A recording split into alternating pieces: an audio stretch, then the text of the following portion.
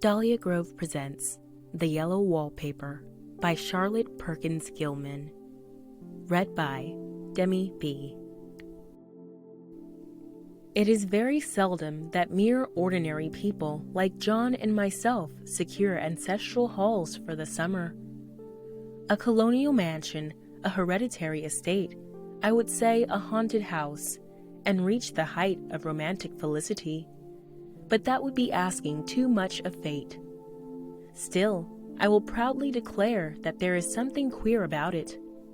Else, why should it be let so cheaply? And why have stood so long untenanted? John laughs at me, of course, but one expects that in marriage. John is practical in the extreme. He has no patience with faith, an intense horror of superstition, and he scoffs openly at any talk of things not to be felt and seen and put down in figures. John is a physician, and perhaps I would not say it to a living soul, of course, but this is dead paper and a great relief to my mind. Perhaps that is one reason I do not get well faster. You see, he does not believe I am sick. And what can one do? If a physician of high standing and one's own husband assures friends and relatives that there is really nothing the matter with one but temporary nervous depression, a slight hysterical tendency, what is one to do? My brother is also a physician and also of high standing, and he says the same thing. So I take phosphates or phosphites, whichever it is, and tonics, and journeys, and air, and exercise, and am absolutely forbidden to work until I am well again. Personally, I disagree with their ideas. Personally, I believe that congenial work with excitement and change would do me good. But what is one to do? I did write for a while in spite of them, but it does exhaust me a good deal, having to be so sly about it or else meet with heavy opposition. I sometimes fancy that in my condition, if I had less opposition and more society and stimulus, but John says the very worst thing I can do is to think about my condition, and I confess it always makes me feel bad. So I will let it alone and talk about the house. The most beautiful place. It is quite alone, standing well back from the road, quite 3 miles from the village. It makes me think of English places that you read about, for there are hedges and walls and gates that lock, and lots of separate little houses for the gardeners and people. There is a delicious garden. I never saw such a garden, large and shady, full of box-bordered paths, and lined with long grape-covered arbors with seats under them. There were greenhouses too, but they are all broken now. There was some legal trouble, I believe, something about the heirs and co-heirs. Anyhow, the place has been empty for years. That spoils my ghostliness, I am afraid, but I don't care. There is something strange about the house. I can feel it. I even said so to John one moonlight evening, but he said what I felt was a draught and shut the window. I get unreasonably angry with John sometimes. I'm sure I never used to be so sensitive. I think it is due to this nervous condition. But John says if I feel so, I shall neglect proper self-control, so I take pains to control myself, before him at least, and that makes me very tired. I don't like our room a bit. I wanted one downstairs that opened on the piazza and had roses all over the window and such pretty old-fashioned chintz hangings, but John would not hear of it. He said there was only one window and not room for 2 beds, and no near room for him if he took another. He is very careful and loving, and hardly lets me stir without special direction. I have a special prescription for each hour in the day. He takes all care from me, and so I feel basely ungrateful not to value it more. He said we came here solely on my account, that I was to have perfect rest and all the air I could get. "Your exercise depends on your strength, my dear," said he, "and your food somewhat on your appetite, but air you can absorb all the time." So we took the nursery at the top of the house. It is a big, airy room, the whole floor nearly, with windows that look all ways, and air and sunshine galore. It was nursery first, and then playground and gymnasium, I should judge, for the windows are barred for little children, and there are rings and things in the walls. The paint and paper look as if a boys' school had used it. It is stripped off, the paper, in great patches all around the head of my bed, about as far as I can reach, and in a great place on the other side of the room low down. I never saw a worse paper in my life. One of those sprawling flamboyant patterns committing every artistic sin. It is dull enough to confuse the eye in following, pronounced enough to constantly irritate and provoke study, and when you follow the lame, uncertain curves for a little distance, they suddenly commit suicide, plunge off at outrageous angles, destroy themselves in unheard-of contradictions. The color is repellent, almost revolting, a smoldering, unclean yellow, strangely faded by the slow-turning sunlight. It is a dull yet lurid orange in some places, a sickly sulfur tint in others. No wonder the children hated it. I should hate it myself if I had to live in this room long. There comes John, and I must put this away. He hates to have me write a word. We have been here 2 weeks, and I haven't felt like writing before, since that first day. I am sitting by the window now, up in this atrocious nursery, and there is nothing to hinder my writing as much as I please, save lack of strength. John is away all day, and even some nights when his cases are serious. I am glad my case is not serious. But these nervous troubles are dreadfully depressing. John does not know how much I really suffer. He knows there is no reason to suffer, and that satisfies him. Of course, it is only nervousness. It does weigh on me so not to do my duty in any way. I meant to be such a help to John, such a real rest and comfort, and here I am, a comparative burden already. Nobody would believe what an effort it is to do what little I am able, to dress and entertain and order things. It is fortunate Mary is so good with the baby, such a dear baby. And yet I cannot be with him. It makes me so nervous. I suppose John never was nervous in his life. He laughs at me so about this wallpaper. At first, he meant to repaper the room, but afterwards, he said that I was letting it get the better of me, and that nothing was worse for a nervous patient than to give way to such fancies. He said that after the wallpaper was changed, it would be the heavy bedstead, and then the barred windows, and then that gate at the head of the stairs, and so on. "You know, the place is doing you good," he said. "And really, dear, I don't care to renovate the house just for 3 months' rental." "Then do let us go downstairs," I said. "There are such pretty rooms there." Then he took me in his arms and called me a blessed little goose, and said he would go down cellar if I wished, and have it whitewashed into the bargain.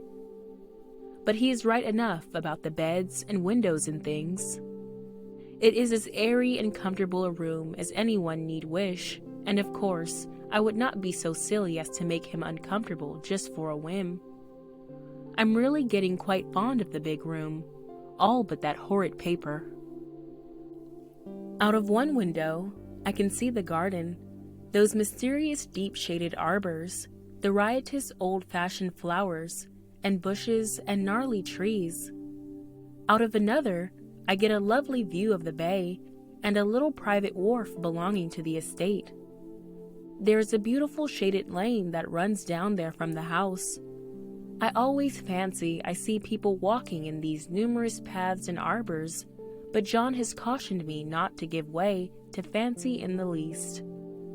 He says that with my imaginative power and habit of story making, a nervous weakness like mine is sure to lead to all manner of excited fancies, and that I ought to use my will and good sense to check the tendency. So I try. I think sometimes that if I were only well enough to write a little, it would relieve the press of ideas and rest me. But I find I get pretty tired when I try. It is so discouraging not to have any advice and companionship about my work. When I get really well, John says we will ask Cousin Henry and Julia down for a long visit, but he says he would as soon put fireworks in my pillowcase as to let me have those stimulating people about now. I wish I could get well faster. But I must not think about that. This paper looks to me as if it knew what a vicious influence it had. There is a recurrent spot where the pattern lolls like a broken neck and two bulbous eyes stare at you upside down. I got positively angry with the impertinence of it and the everlastingness. Up and down and sideways they crawl, and those absurd, unblinking eyes are everywhere.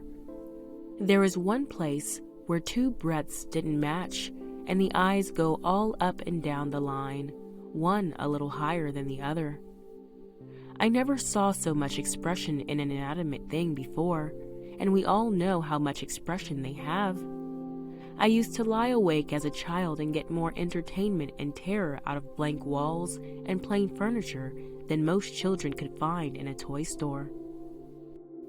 I remember what a kindly wink the knobs of our big old bureau used to have, and there was one chair that always seemed like a strong friend. I used to feel that if any of the other things looked too fierce, I could always hop into that chair and be safe. The furniture in this room is no worse than inharmonious, however, for we had to bring it all from downstairs. I suppose when this was used as a playroom, they had to take the nursery things out, and no wonder. I never saw such ravages as the children have made here. The wallpaper, as I said before, is torn off in spots, and it sticketh closer than a brother. They must have had perseverance as well as hatred. Then the floor is scratched and gouged and splintered. The plaster itself is dug out here and there, and this great heavy bed, which is all we found in the room, looks as if it had been through the wars. But I don't mind it a bit, only the paper. There comes John's sister, such a dear girl as she is, and so careful of me. I must not let her find me writing. She is a perfect and enthusiastic housekeeper, and hopes for no better profession. I verily believe she thinks it is the writing which made me sick. But I can write when she is out, and see her a long way off from these windows. There is one that commands the road, a lovely shaded winding road, and one that just looks off over the country. A lovely country, too, full of great elms and velvet meadows. This wallpaper has a kind of sub-pattern in a different shade, a particularly irritating one, for you can only see it in certain lights, and not clearly then. But in the places where it isn't faded, and where the sun is just so, I can see a strange, provoking, formless sort of figure that seems to sulk about behind that silly and conspicuous front design. There's Sister on the stairs. Well, the 4th of July is over. The people are all gone, and I am tired out. John thought it might do me good to see a little company, so he just had Mother and Nellie and the children down for a week. Of course, I didn't do a thing. Jenny sees to everything now, but it tired me all the same. John says if I don't pick up faster, he shall send me to Ware Mitchell in the fall. But I don't want to go there at all. I had a friend who was in his hands once, and she says he is just like John and my brother, only more so. Besides, it is such an undertaking to go so far. I don't feel as if it was worthwhile to turn my hand over for anything, and I'm getting dreadfully fretful and querulous. I cry at nothing, and cry most of the time, Of course, I don't when John is here, or anybody else, but when I am alone. And I am alone a good deal just now. John is kept in town very often by serious cases, and Jenny is good and lets me alone when I want her to. So I walk a little in the garden or down that lovely lane, sit on the porch under the roses, and lie down up here a good deal. I'm getting really fond of the room in spite of the wallpaper. Perhaps because of the wallpaper. It dwells in my mind so. I lie here on this great immovable bed. It is nailed down, I believe, and follow that pattern about by the hour. It is as good as gymnastics, I assure you. I start, we'll say, at the bottom, down in the corner over there where it has not been touched, and I determine for the 1000th time that I will follow that pointless pattern to some sort of a conclusion. I know a little of the principle of design, and I know this thing was not arranged on any laws of radiation, or alternation, or repetition, or symmetry, or anything else that I ever heard of. It is repeated, of course, by the breadths, but not otherwise. Looked at in one way, each breadth stands alone. The bloated curves and flourishes, a kind of debased Romanesque with delirium tremens, go waddling up and down in isolated columns of fatuity. But on the other hand, they connect diagonally, and the sprawling outlines run off in great slanting waves of optic horror, like a lot of wallowing seaweeds in full chase. The whole thing goes horizontally too, at least it seems so, and I exhaust myself in trying to distinguish the order of its going in that direction. They have used a horizontal breadth for a frieze, and that adds wonderfully to the confusion. There is one end of the room where it is almost intact, and there, when the cross lights fade and the low sun shines directly upon it, I can almost fancy radiation. After all, the interminable grotesques seem to form around a common center and rush off in headlong plunges of equal distraction. It makes me tired to follow it. I will take a nap, I guess. I don't know why I should write this. I don't want to. I don't feel able. And I know John would think it absurd. But I must say what I feel and think in some way. It is such a relief. But the effort is getting to be greater than the relief. Half the time now I am awfully lazy and lie down ever so much. John says I mustn't lose my strength and has me take cod liver oil and lots of tonics and things, to say nothing of ale and wine and rare meat. Dear John, he loves me very dearly and hates to have me sick. I tried to have a real earnest, reasonable talk with him the other day and tell him how I wished he would let me go and make a visit to Cousin Henry and Julia. But he said I wasn't able to go, nor able to stand it after I got there, and I did not make out a very good case for myself, for I was crying before I had finished. It is getting to be a great effort for me to think straight, just this nervous weakness, I suppose. And dear John gathered me up in his arms, and just carried me upstairs and laid me on the bed, and sat by me and read to me till he tired my head. He said I was his darling, and his comfort and all he had, and that I must take care of myself for his sake, and keep well.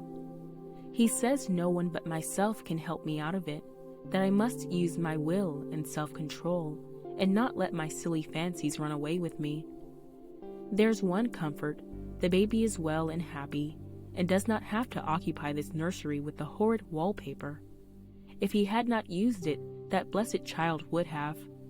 What a fortunate escape! Why, I wouldn't have a child of mine, an impressionable little thing, live in such a room for worlds.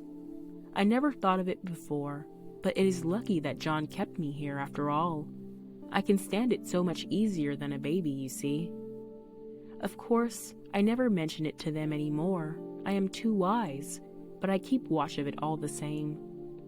There are things in that paper that nobody knows but me, or ever will. Behind that outside pattern, the dim shapes get clearer every day. It is always the same shape, only very numerous. and it is like a woman stooping down and creeping about behind that pattern. I don't like it a bit. I wonder, I begin to think, I wish John would take me away from here. It is so hard to talk to John about my case, because he is so wise, and because he loves me so. But I tried it last night. It was moonlight. The moon shines in all around, just as the sun does. I hate to see it sometimes. It creeps so slowly, and always comes in by one window or another. John was asleep, and I hated to waken him, so I kept still and watched the moonlight on that undulating wallpaper till I felt creepy. The faint figure behind seemed to shake the pattern, just as if she wanted to get out. I got up softly and went to feel and see if the paper did move, and when I came back, John was awake. "What is it, little girl?" he said. "Don't go walking about like that. You'll get cold." I thought it was a good time to talk, so I told him that I really was not gaining here, and that I wished he would take me away. "Why, darling," said he, "our lease will be up in 3 weeks, and I can't see how to leave before.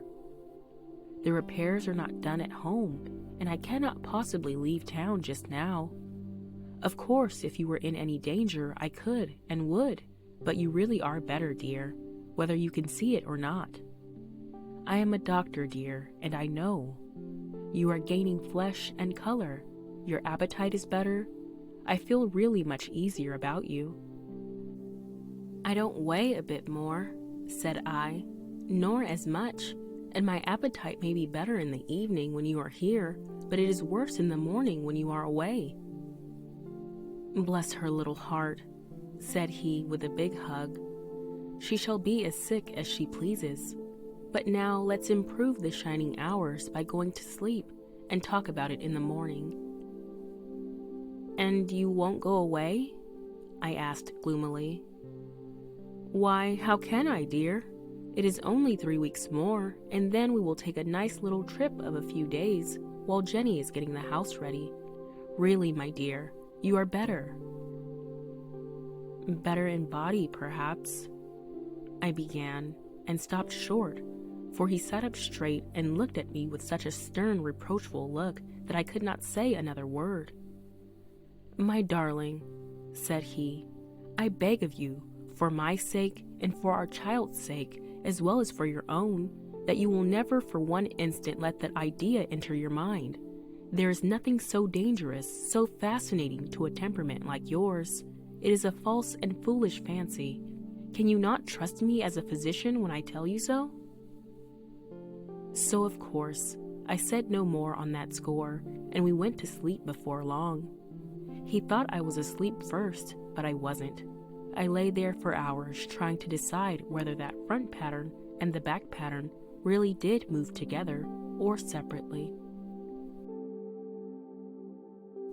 On a pattern like this, by daylight, there is a lack of sequence, a defiance of law, that is a constant irritant to a normal mind.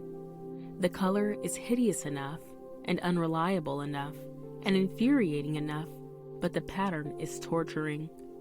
You think you have mastered it, but just as you get well underway in following, it turns a back somersault, and there you are. It slaps you in the face, knocks you down, and tramples upon you. It is like a bad dream. The outside pattern is a florid arabesque reminding one of a fungus. If you can imagine a toadstool in joints, an interminable string of toadstools, budding and sprouting in endless convolutions, why, that is something like it. That is, sometimes. There is one marked peculiarity about this paper, a thing nobody seems to notice but myself, and that is that it changes as the light changes.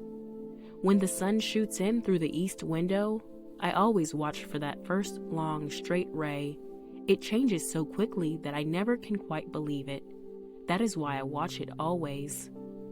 By moonlight, the moon shines in all night when there is a moon. I wouldn't know it was the same paper. At night, in any kind of light, in twilight, candlelight, lamplight, and worst of all by moonlight, it becomes bars. The outside pattern, I mean, and the woman behind it is as plain as can be. I didn't realize for a long time what the thing was that showed behind that dim sub-pattern, but now I am quite sure it is a woman. By daylight, she is subdued, quiet. I fancy it is the pattern that keeps her so still. It is so puzzling. It keeps me quiet by the hour. I lie down ever so much now. John says it is good for me, and to sleep all I can. Indeed, he started the habit by making me lie down for an hour after each meal. It is a very bad habit, I am convinced, for you see, I don't sleep. And that cultivates deceit, for I don't tell them I'm awake. Oh no. The fact is, I am getting a little afraid of John. He seems very queer sometimes, and even Jenny has an inexplicable look. It strikes me occasionally, just as a scientific hypothesis, that perhaps it is the paper. I have watched John when he did not know I was looking and come into the room suddenly on the most innocent excuses, and I've caught him several times looking at the paper. And Jenny too. I caught Jenny with her hand on it once. She didn't know I was in the room, and when I asked her in a very quiet voice, with the most restrained manner possible, what she was doing with the paper, she turned around as if she had been caught stealing and looked quite angry, asked me why I should frighten her so. Then she said that the paper stained everything it touched, that she had found yellow smooches on all my clothes and John's, and she wished we would be more careful. Did not that sound innocent? But I know she was studying that pattern, and I am determined that nobody shall find it out but myself. Life is very much more exciting now than it used to be. You see, I have something more to expect, to look forward to watch. I really do eat better, and am more quiet than I was. John is so pleased to see me improve. He laughed a little the other day, and said I seemed to be flourishing in spite of my wallpaper. I turned it off with a laugh. I had no intention of telling him it was because of the wallpaper. He would make fun of me. He might even want to take me away. I don't want to leave now until I have found it out. There is a week more, and I think that will be enough. I'm feeling ever so much better. I don't sleep much at night, for it is so interesting to watch developments, but I sleep a good deal in the daytime. In the daytime, it is tiresome and perplexing. There are always new shoots on the fungus, and new shades of yellow all over it. I cannot keep count of them, though I have tried conscientiously. It is the strangest yellow, that wallpaper. It makes me think of all the yellow things I ever saw. Not beautiful ones like buttercups, but old, foul, bad yellow things. But there is something else about that paper. The smell. I noticed it the moment we came into the room, but with so much air and sun it was not bad. Now we have had a week of fog and rain, and whether the windows are open or not, the smell is here. It creeps all over the house.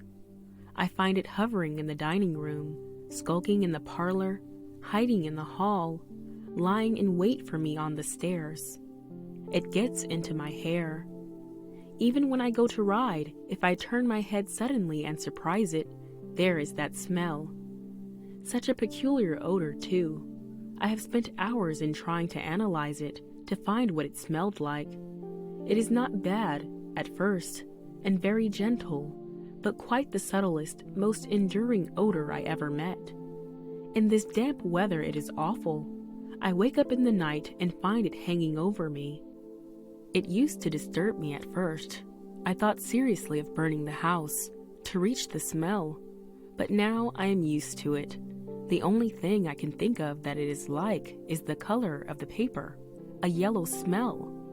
There is a very funny mark on this wall, low down, near the mopboard, a streak that runs around the room. It goes behind every piece of furniture except the bed, a long, straight, even smooch, as if it had been rubbed over and over. I wonder how it was done, and who did it, and what they did it for. Round and round and round. Round and round and round.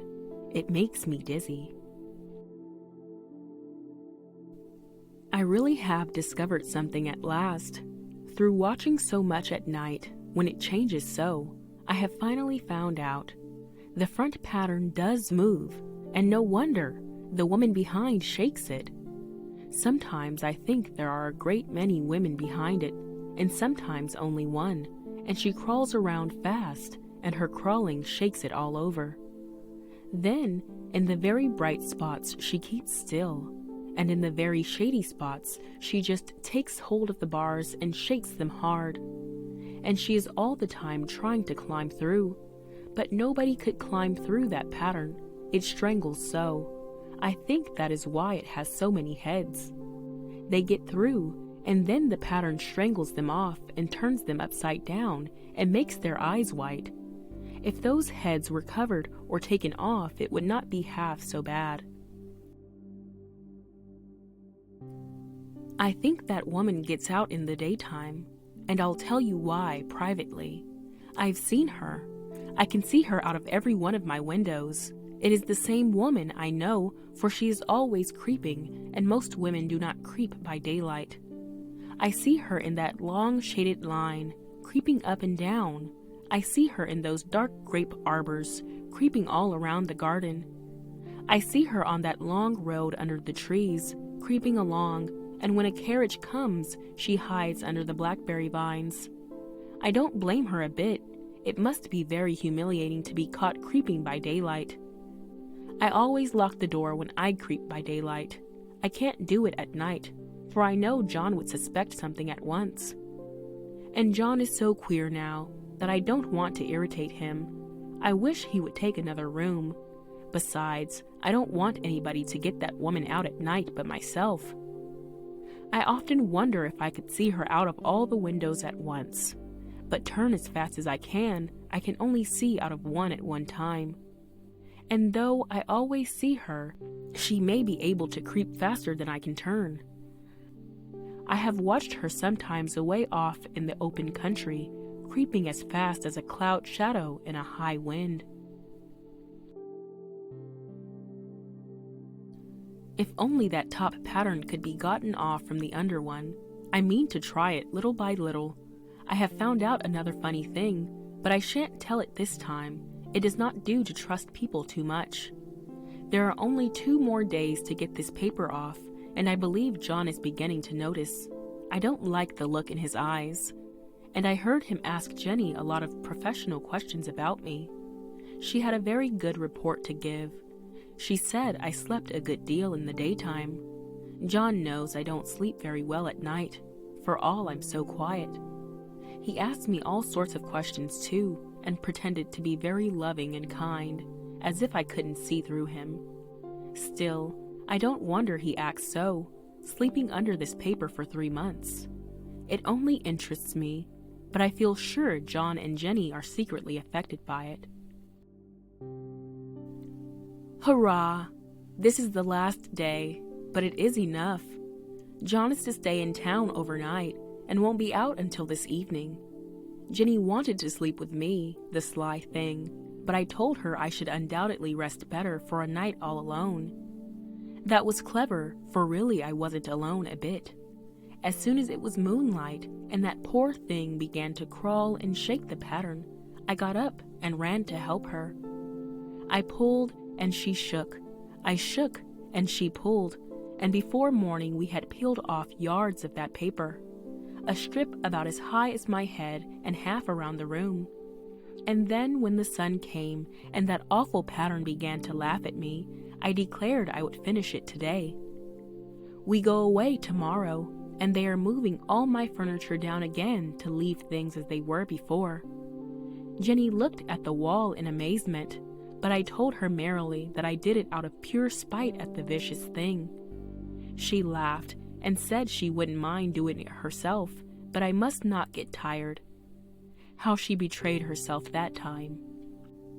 But I'm here. and no person touches this paper but me, not alive. She tried to get me out of the room. It was too patent, but I said it was so quiet and empty and clean now that I believed I would lie down again and sleep all I could, and not to wake me even for dinner. I would call when I woke. So now she is gone, and the servants are gone, and the things are gone, and there is nothing left but that great bedstead nailed down with the canvas mattress we found on it. We shall sleep downstairs tonight and take the boat home tomorrow. I quite enjoy the room, now it is bare again. How those children did tear about here. This bedstead is fairly gnawed, but I must get to work. I have locked the door and thrown the key down into the front path. I don't want to go out, and I don't want to have anybody come in till John comes. I want to astonish him. I've got a rope up here that even Jenny did not find. If that woman does get out and tries to get away, I can tie her. But I forgot I could not reach far without anything to stand on. This bed will not move. I tried to lift and push it until I was lame, and then I got so angry I bit off a little piece at the corner, but it hurt my teeth. Then I peeled off all the paper I could reach standing on the floor. It sticks horribly and the pattern just enjoys it. All those strangled heads and bulbous eyes and waddling fungus growths just shriek with derision. I am getting angry enough to do something desperate. To jump out of the window would be admirable exercise, but the bars are too strong even to try. Besides, I wouldn't do it. Of course not. I know well enough that a step like that is improper and might be misconstrued. I don't like to look out of the windows even. There are so many of those creeping women, and they creep so fast. I wonder if they all come out of that wallpaper as I did. But I am securely fastened now by my well-hidden rope. You don't get me out in the road there. I suppose I shall have to get back behind the pattern when it comes night, and that is hard. It is so pleasant to be out in this great room and creep around as I please. I don't want to go outside. I won't, even if Jenny asks me to. For outside you have to creep on the ground, and everything is green instead of yellow. But here I can creep smoothly on the floor, and my shoulder just fits in that long smooch around the wall, so I cannot lose my way. Why, there's John at the door. It is no use, young man, you can't open it. How he does call and pound. Now he's crying for an axe. It would be a shame to break down that beautiful door. John, dear, said I in the gentlest voice, the key is down by the front steps under a plantain leaf. That silenced him for a few moments. Then he said, very quietly indeed, open the door, my darling. I can't, said I. The key is down by the front door, under a plantain leaf. And then I said it again, several times, very gently and slowly, and said it so often that he had to go and see, and he got it, of course, and came in. He stopped short by the door.